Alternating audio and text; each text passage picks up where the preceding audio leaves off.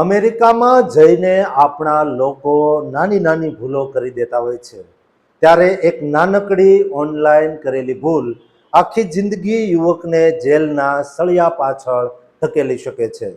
26 વર્ષનો ભારતીય યુવાન જે 7 સમંદર પાર પોતાના સપના પૂરા કરવા જાય છે, પણ તેની એક ખોટી સંગત તેને પોલીસના જાળમાં ફસાવી દે છે।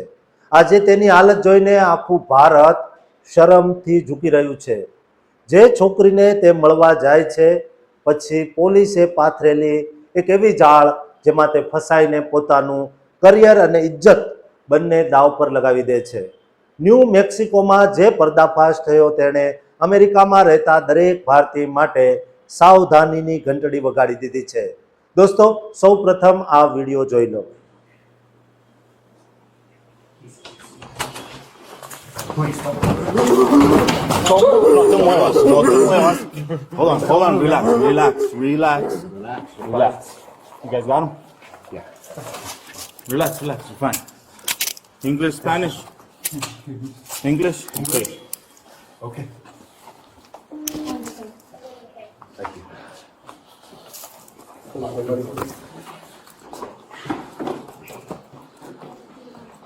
Face the wall.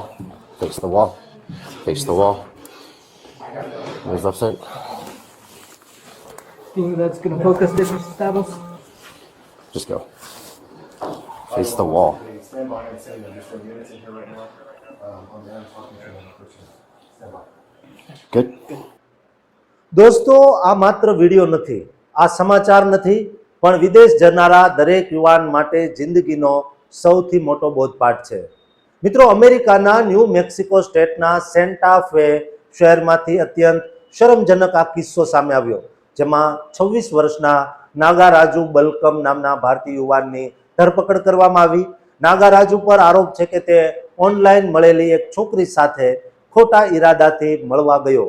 અમેરિકામાં આવા ગુનાઓના કેસમાં પોલીસ અત્યંત કડક વલણ અપનાવે છે। સેન્ટા ફે પોલીસ ડિપાર્ટમેન્ટના સ્પેશિયલ ઓપરેશનમાં 24, 25 અને 26 તારીખ દરમિયાન કુલ 4 લોકો પકડાય છે, જેમાં નાગારાજુ એકમાત્ર ભારતીય હતો। પોલીસની સ્પેશિયલ ટીમ આવા કેસો પકડવા માટે ડિકોય એટલે કે જાળ બિછાવે।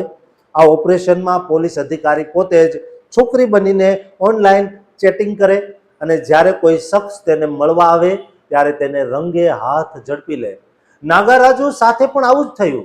તે જ્યારે છોકરીના ઘરે મળવા પહોંચ્યો ત્યારે પોલીસે તેને દબોચી લીધો અને તે ત્યાં જ ડરના માર્યા રડવા લાગ્યો। જોકે સોશિયલ મીડિયા પર નાગારાજુના કેટલાક સંબંધીઓ એવો દાવો કરી રહ્યા છે કે તે નિર્દોષ છે, તેને ફસાવવામાં આવ્યો છે।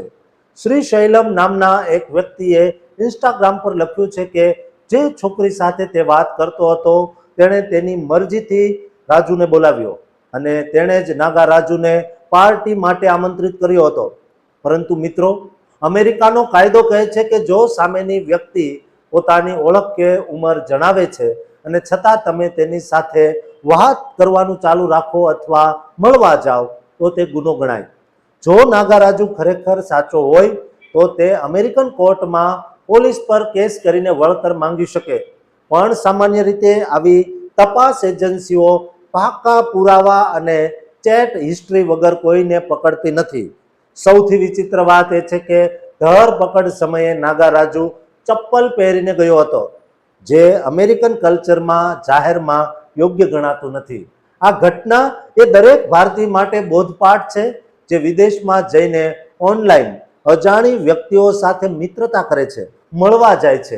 દોસ્તો, અમેરિકામાં પોલીસની ત્રીજી આંખ હંમેશા એવી હરકતો પર નજર રાખતી હોય છે અને આવા ગંભીર ગુનામાં પકડાયા પછી તમારો પાસપોર્ટ, વિઝા અને ફ્યુચર એટલે કે ભવિષ્ય બધું જ ખતમ થઈ જાય, તેના પર પાણી ફરી વળે। હજારો કિલોમીટર દૂર બેઠેલા મા બાપની ઇજ્જત અને પોતાની મહેનતને આવા ગંદા કામો માટે દાવ પર ન લગાડવી જોઈએ। દોસ્તો, આજના અહેવાલને વધુમાં વધુ શેર કરજો જેથી કોઈ બીજો યુવાન કે વ્યક્તિ આવી જાળમાં ફસાઈને પોતાની જિંદગી બરબાદ ન કરે। દોસ્તો, ચેનલને સબસ્ક્રાઇબ કરવાનું પણ ચૂકતા નહીં।